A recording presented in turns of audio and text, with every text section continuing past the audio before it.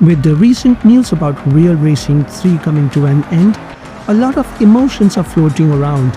Disappointment, frustration, even anger. This video isn't a rant and it isn't a farewell either. It's an honest look at Real Racing 3, the good, the bad and the ugly, from the perspective of someone who has spent real time with the game. And before we talk about what went wrong, it's only fair we start with what Real Racing 3 got right.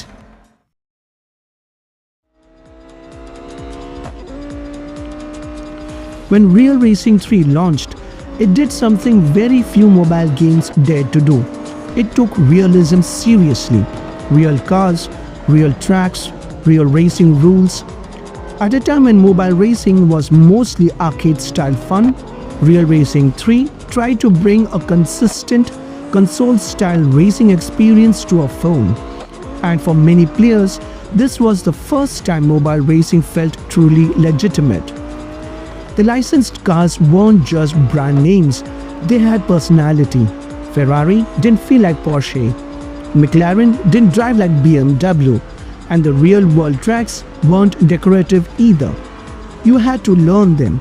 Braking points, corner exits, elevation changes. Races felt earned, not random. Even the sound design mattered. The roar of engines, the damage system, penalties for collisions and whatnot. The clean race bonus wasn't just a reward. It encouraged skill and discipline. One of Real Racing 3's biggest strengths was its handling model. It was accessible for casual players, but deep enough that skill genuinely mattered. Clean laps mattered, consistency mattered, and when you nailed a perfect run, it felt rewarding, not handed to you. The ability to customize controls, tuning and even paintworks made cars feel personal. You didn't own them in real life, but for a moment, they felt like yours. Let's be honest, very few mobile games survive for over a decade. Real Racing 3 did, through hardware changes, OS updates, new devices and shifting player expectations. The game kept going, with new events, cars and content. That kind of longevity doesn't happen by accident. It only happens when a game genuinely connects with its audience. For many players, Real Racing 3 wasn't something you rushed through. It was a game you came back to after work, on weekends, or when you wanted something familiar. It didn't demand constant attention. It waited.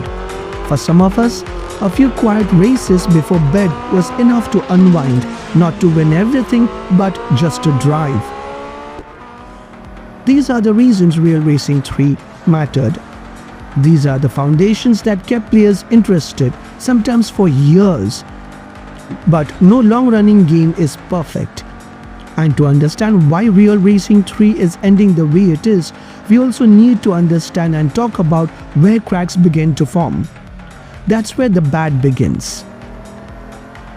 Thank you for watching right till the end. Let me know in the comments, what did you love the most about Real Racing 3? I will see you again in the next video. Until then, happy gaming.